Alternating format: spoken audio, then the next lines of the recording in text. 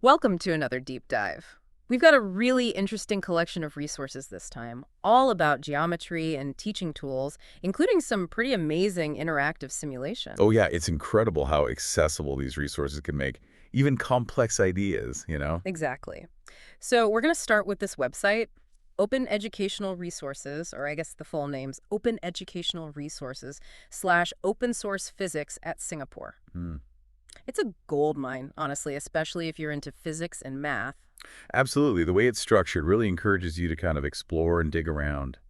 Makes you feel like you're unearthing hidden gems of knowledge. Yeah, I kind of felt like I was on a scavenger hunt just trying to navigate it. Uh-huh. Yeah, that's a good way to put it.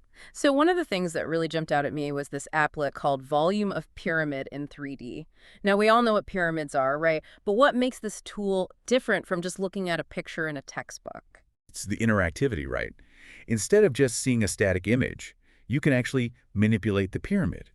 You can change the number of sides on the base, rotate it in 3D. Oh, And cool. as you're doing that, you can see the volume update in real time. So it's not just giving you a formula, it's letting you see how that formula actually works. Exactly. And that's when the real learning clicks. You Yeah. can see how changing the base shape affects the volume differently than just changing the height.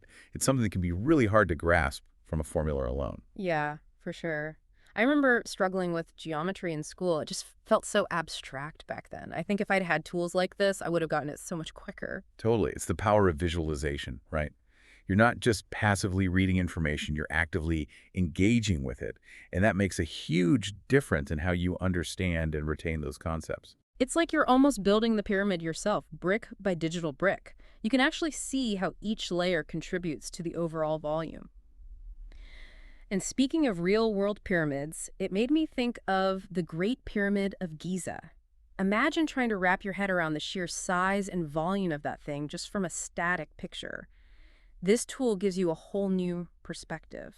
It makes those abstract dimensions tangible, right? You're Yeah. not just memorizing numbers, you're experiencing them spatially, and that's a much more powerful way to learn. Absolutely. And that's just one tool. This website has tons of resources, and it's really easy to get lost down all sorts of rabbit holes. They've taken all the best parts of traditional learning and combined it with the latest technology.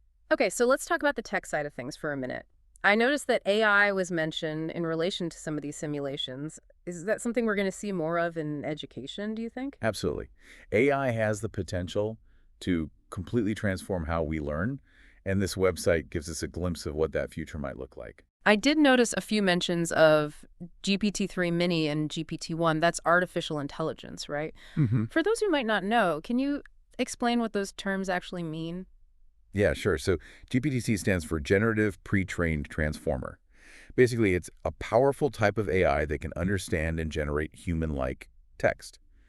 And the numbers, like GPT-1 and GPT-3, refer to different versions of this technology, each one getting more and more sophisticated. So how are they using these AI models on this website? Because I saw that some were even used to create entire simulations. Yeah, it's pretty cool. We're moving beyond AI just being used for personalized learning recommendations or things like that. We're seeing AI actually designing learning experiences now. Like there's a bar magnet field line simulator on the site that was created entirely using GPT-1. Wow. It's a complex simulation that helps people visualize magnetic fields, and AI designed it. That's seriously impressive. It really makes you wonder what role AI is going to play in the classrooms of the future, doesn't it? It's a huge question, and one that educators and researchers are trying to figure out right now. But I think this website offers some really interesting possibilities. You know, it's funny. We started talking about pyramids, these ancient structures, and now we're talking about AI, something that feels so futuristic. It's like this website is bridging the gap between the past and the future of learning. That's a great observation. Mm. And it really highlights how certain principles of learning, like hands-on exploration and connecting ideas, are kind of timeless. We're just finding new and innovative ways to apply those principles using the tools we have available. And it's not just about the technology itself, it's about access too. This website makes all these resources available for free. That's the beauty of open educational resources. They break down barriers and make learning accessible to anyone with an internet connection. Okay, before we get too carried away talking about the future, let's come back to what else we found on this website. We've talked about the pyramid simulator and AI, but they cover a huge range of other topics too. Like their popular tags section blew me away with the variety. Equations and inequalities, sound, electricity, and magnetism. It's a buffet of knowledge. It really shows their commitment to making STEM education accessible for everyone. They've created a space where anyone can dive into any topic that interests them. And it's not just dry academic content either. They have games too. Oh, yeah. And games can be such effective learning tools, especially for younger learners. They have a game called Math Battle, Add or Multiply, that uses GPT-3 Mini to adjust the difficulty based on the player's skill level, which makes it more engaging. Wow, that's fascinating. So even in a game, AI is being used to personalize the experience. That really reflects a broader trend we're seeing across education, using technology to create these more personalized learning pathways. Yeah, it's about tailoring the learning experience to each student's needs, meeting them where they are and giving them the support they need to succeed. AI is going to be a game changer for that. This website has honestly blown away all my expectations. But before we dive into even more resources, let's take a quick break. When we come back, we'll explore some more of these hidden gems we found and continue talking about the future of learning in this age of AI. Stay tuned. Welcome back. We're delving deeper into the open educational resources / open source physics at Singapore website. Before the break, we were talking about how they use AI like with that math battle game. What was really cool was that it wasn't just about making math fun. It was actually using AI to kind of adjust the difficulty. Right. It's not about gamification just for the sake of it, It's about using technology to make learning more effective. Like in that game, GPT-3 Mini isn't just choosing, cute graphics or whatever. It's analyzing how the student is playing and adjusting the challenge level. So it's almost like having a personal tutor built into the game. Yeah, exactly. That's incredible. It really shows you what AI could do to personalize learning. Just imagine a world where every student has access to that kind of tailored instruction. It makes you think about the traditional classroom where one teacher just can't possibly cater to every student's individual needs. AI could totally change that. Yeah, definitely. And it's not about replacing teachers. It's about giving them more tools to help their students in a way that's just not possible with traditional methods. That makes sense. So moving on from the math battle game, what other examples of AI being used in these really interesting ways did you find on the website? Well, there were quite a few. We already talked about the bar magnet field line simulator. It was created with GPT-1. But there's another one that I found really interesting. It's a simulation that models how infectious diseases spread. It's still under development, but it uses AI to adjust the parameters of the simulation based on real-time data. So students could use that to explore how different factors like vaccination rates or social distancing measures impact how a disease spreads. Exactly. It's super relevant to today's world and a really effective way to get students thinking about complex scientific ideas and help them understand how they apply in the real world. It's not just theoretical knowledge. It's taking that knowledge and applying it to real-world scenarios. And that's where learning becomes truly meaningful. Absolutely. It's about making that connection between what you learn in the classroom and what's happening out in the world. One thing that really struck me about this website is the sheer range of topics they cover. We've been focusing on geometry and AI, but they have everything from sound waves to electricity and magnetism. It's almost overwhelming. Yeah, it is a lot to take in.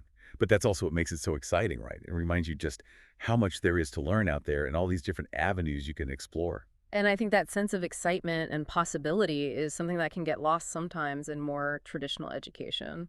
It's easy to get bogged down in textbooks and exams and forget about the joy of just discovering new things. This website really brings that back. Speaking of adventures, there was one more thing on this site that really stood out to me. It wasn't a simulation or a game, but it was just as fascinating. Remember that popular tags section? Well, one of the tags was History of Science. Oh, yeah. It's an amazing collection of information about, the scientists and the discoveries that shaped how we understand the world. And it's not just dry dates and facts. They have these interactive timelines, primary source documents, even audio recordings of lectures by famous scientists. It really brings the history of science alive. Instead of just reading about, say, Isaac Newton, you can hear him speak in his own words. That's so cool. It makes those figures feel so much more real and relatable. Yeah, it shows that science is a human endeavor. It's not just about formulas and equations. It's about real people who are curious about the world and want to understand how it works. And their stories can be incredibly inspiring, showing that anyone can contribute to science regardless of their background. For sure. It breaks down those barriers and shows that science is something that anyone can get involved in. It feels like this website isn't just a bunch of resources, it's like a whole philosophy about how to learn. It's all about exploration, accessibility, and the joy of discovery. Yeah, exactly. And it's such an important message, especially today when it can be so easy to get overwhelmed by the amount of information out there. It's easy to get lost in all the noise, but this website gives you a path, a way to make sense of it all, It reminds you that learning should be a lifelong journey. and one that's best taken with a sense of wonder and curiosity. You know, we started this whole deep dive talking about pyramids, these ancient structures that have stood the test of time, Right. and it makes me think about how this website is kind of building something with that same potential for longevity, something that can inspire and empower learners for generations to come. It's an amazing legacy for sure. It's a testament to open education and the idea that knowledge should be freely shared. Okay, this conversation has really gotten my wheels turning. I can't wait to go back to this website and explore some of these resources in more detail. Me too. And as you explore, remember to stay curious, ask questions, and don't be afraid to get lost down those rabbit holes. That's where the real discoveries are waiting. Well said. Before we wrap things up, I want to go back to something you mentioned earlier, the future of learning in this age of AI. We've seen how AI can personalize instruction, create engaging games, even design whole simulations. What are you most excited about when you think about the possibilities of AI in education? Hmm, that's a great question. I think what excites me the most is how AI could help give everyone access to high-quality education. Like imagine a world where every student, no matter where they live or what their background is, can get personalized learning experiences that are tailored to their needs and how they learn best. That's a powerful vision, and it feels like we're on the verge of making it a reality. We are. And this website is such a great example of what can happen when you combine this cutting-edge technology with a dedication to open education. This has been such an insightful deep dive. But before we say goodbye, I want to leave our listeners with a thought to chew on. We've talked a lot about how AI can enhance learning, but what about the potential downsides?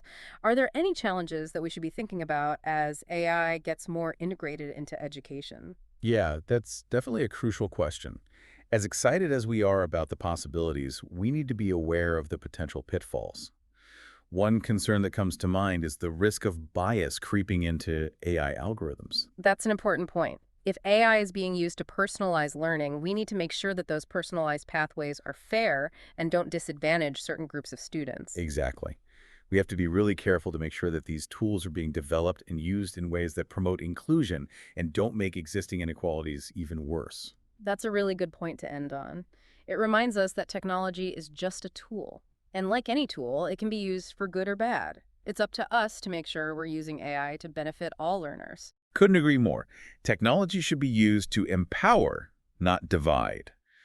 As we move into this exciting new era of AI-powered learning, that's something we need to keep in mind. This has been a real eye-opener. We've explored these interactive simulations, talked about the potential of AI in education, and even taken a journey through the history of science.